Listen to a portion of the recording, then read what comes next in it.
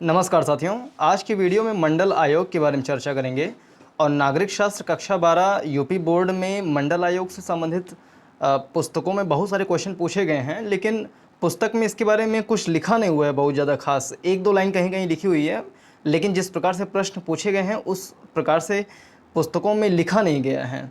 अब परीक्षा में यदि मंडल आयोग से प्रश्न पूछ लिया जाए तो मुश्किल आ सकती है, कन्फ्यूज़न हो सकता है कि क्या लिखें या छोड़ दें, क्योंकि पुस्तक में भी ऐसी जानकारी दी नहीं गई है।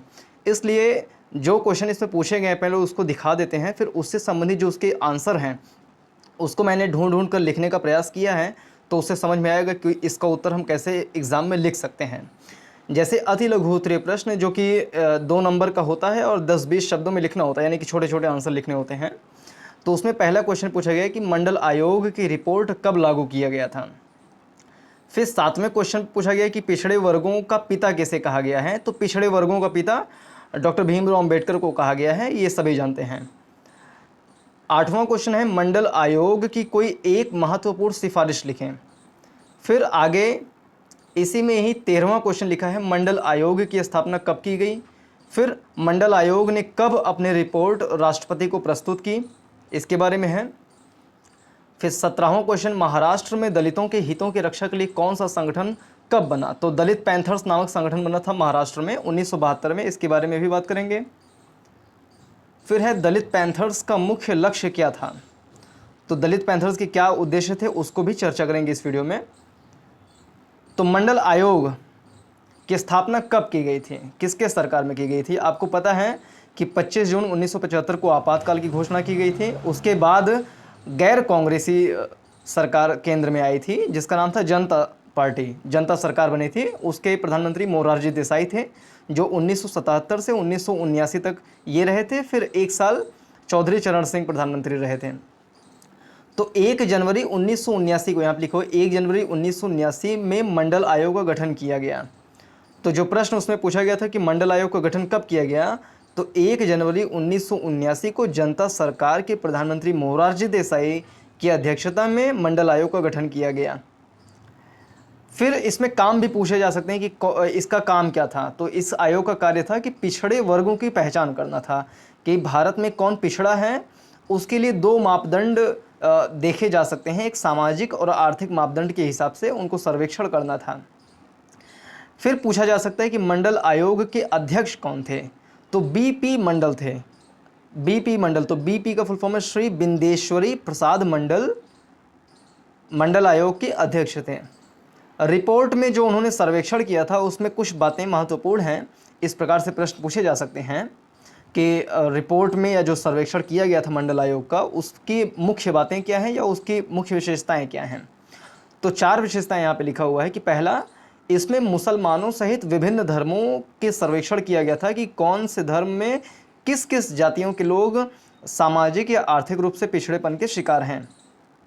दूसरा, इसमें बात था, विशेषता थी 3743 यानी कि 4500 जातियों को पिछड़ा घोषित इसमें किया गया था। अब पिछड़ेपन का जो मापदंड था वो 3 मापदंड था, एक सामाजिक, आर्थिक और शैक्षिक स्तर पे पिछड़ापन इसमें देखा गया था। और नोट में देखने वाली बात यह है कि जो संविधान है अपना, संविधान में पिछड़ापन के लिए जो मापदंड है वो आर्थिक मापदंड नहीं है, उसमें सामाजिक और शैक्षिक मापदंड है, यानी कि जो आरक्षण है वो सामाजिक और शैक्षिक आधार पर दिया जाता है। हालांकि 2019 में प्रधानमंत्री मोदी जी ने 10% ऐसे लोग जो आर्थिक रूप से पिछड़ेपन हैं उनको आरक्षण देने की बात किए थे। तो आर्थिक पिछड़ेपन में या कहें कि आर्थिक रूप से आरक्षण देने की जो परंपरा चली वो 2019 से चली, उसके पहले सामाजिक और शैक्षिक स्तर पर दिया जाता था। फिर इसके बाद 54% जनसंख्या इसमें शामिल थी, यानी कि पूरा आधा भारत समझ लीजिए कि आधे भारत उसमें जनसंख्या शामिल थे। और इसमें 27% आरक्षण की मांग की गई थी कि ओबीसी या अदर बैकवर्ड कास्ट वाले जो हैं, अन्य पिछड़ा वर्ग के लोगों को 27% आरक्षण दी जाए, ऐसी मांग की गई थी। तो ये मुख्य रूप से विशेषताएं थीं। इसका विपक्ष भी किया गया, यानी कि इसका विरोध भी किया गया। इस विरोध के जो तर्क थे मुख्य रूप से उसमें था कि ये जो जातिगत आधार पे विभेद किया जा रहा है या जो आरक्षण दिया जा रहा है वो नस्लीय भेदभाव को बढ़ाएगा। दूसरा इसमें तर्क था कि समानता का अधिकार जो आर्टिकल 14 और 15 है, आर्टिकल 14 में जैसे कहा गया कि विधि के समक्ष समता, और आर्टिकल 15 में कहा गया है कि भारत के किसी भी नागरिक के साथ किसी भी क्षेत्र में जाति, धर्म, लिंग, भाषा, इन सब के आधार पर भेदभाव नहीं किया जाएगा। तो यदि किसी व्यक्ति को किसी विशेष जाति के आधार पर या धर्म के आधार पर यदि आरक्षण दिया जा रहा है तो एक प्रकार से ये अनुच्छेद 15 का उल्लंघन है। तो समानता का अधिकार की बात करते हुए उन्होंने तर्क दिया था। लेकिन एक चीज़ ये समझना चाहिए कि एक समानता ये होता है कि हम प्राकृतिक रूप से समान हैं, लेकिन एक ऐसी समानता या असमानता का भाव जब समाज में पैदा हो जाए, जब कोई एक वर्ग विशेष किसी दूसरे वर्ग विशेष के ऊपर जुल्म ढाए, उसका उत्पीड़न करे, उसको प्रताड़ना करे, तब एक प्रकार से असमानता समाज में आ जाती है। अब जो व्यक्ति पीछे चला गया है, असमानता के कारण, उत्पीड़न के कारण जो पीछे चला गया है, यदि उसको फिर से खींच करके समाज के मुख्य धारा में लाने का प्रयास किया जा रहा है, चाहे उसके लिए आरक्षण का ही साथ क्यों न लिया जा रहा हो, तो वो एक प्रकार से सकारात्मक भेदभाव है। और सकारात्मक भेदभाव यदि किसी नागरिक को एक मुख्य धारा में लाने का काम कर रहा है तो वो किया जा सकता है। और ये अनुच्छेद 15 का उल्लंघन नहीं बल्कि अनुच्छेद 15 का सपोर्ट है, क्योंकि समानता तभी आ सकती है जब कोई पिछड़े वर्ग के लोगों को हम मुख्य धारा में लाने का प्रयास करें।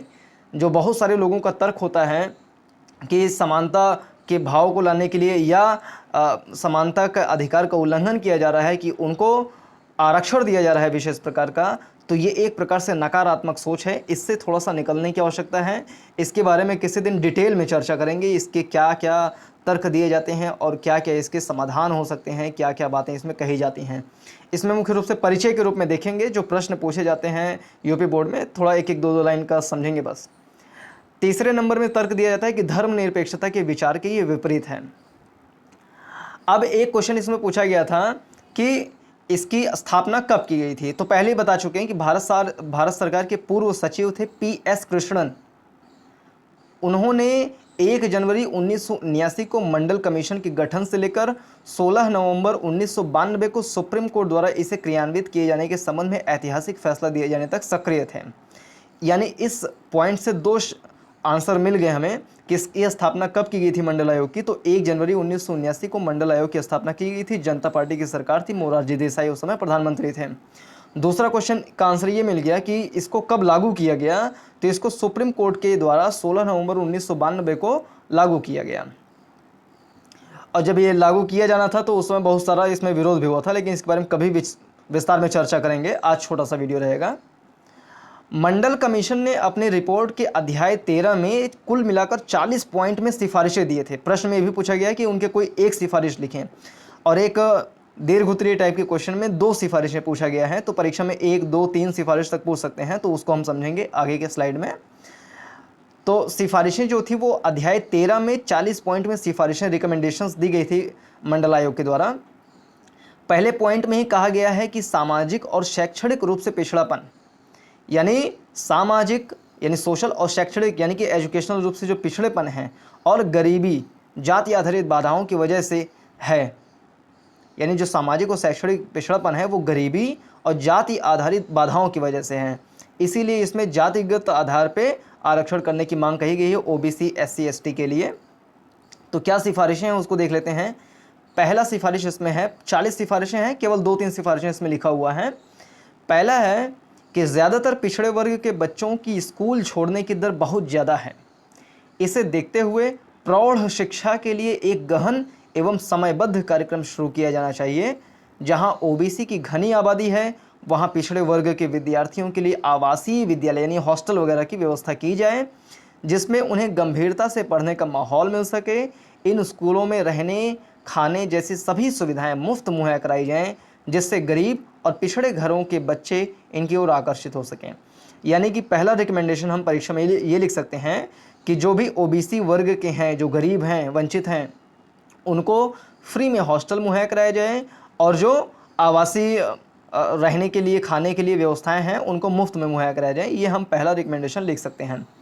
दूसरा है OBC हमारी शैक्षणिक व्यवस्था की बहुत ज़्यादा बर्बादी की दर को वहन नहीं कर सकते, क्योंकि विद्यालय शिक्षा बहुत ज़्यादा महंगी भी हो चली है। अंग्रेजी माध्यम विद्यालय तो पूरी तरीके से लूट पे चल रही है एक तरीके से।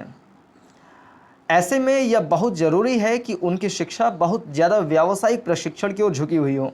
यानी जैसे आईआईटीज़ हैं या आईटीआईज़ हैं या पॉलिटेक्निक्स हैं या जो कौशल विकास कार्यक्रम के तहत बहुत सारे इंस्टीट्यूशंस खोले गए हैं, उनके तहत उनको ट्रेनिंग दी जाए, ताकि वो सीधा सीधा अपने स्किल मैपिंग कर सके या अपने स्किल का विकास कर सकें और मार्केट में जा कर के प्रत्यक्ष रूप से खुद ही जॉब का निर्माण कर सकें या फिर कहीं जॉब कर सकें।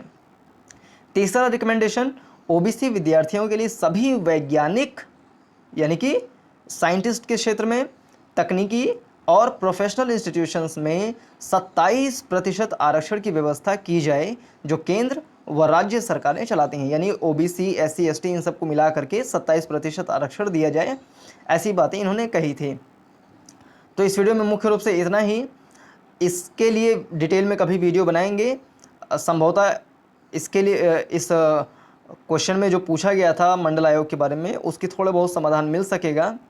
वीडियो को देखने के लिए बहुत बहुत धन्यवाद, और इस वीडियो को अपने सभी साथियों के साथ शेयर कीजिए और चैनल को तुरंत का तुरंत सब्सक्राइब कीजिए, ताकि अन्य जितने भी इसमें क्वेश्चन लिखे हुए हैं, जन आंदोलन से आप क्या समझते हैं, राष्ट्रीय महिला आयोग, क्योंकि बहुत सारे क्वेश्चन के आंसर इस पुस्तक में लिखे नहीं हुए हैं, तो वो सारे वीडियोज़ को पाने के लिए चैनल को तुरंत का तुरंत सब्सक्राइब कीजिए। वीडियो को देखने के लिए बहुत बहुत धन्यवाद। जय हिंद, नमस्कार।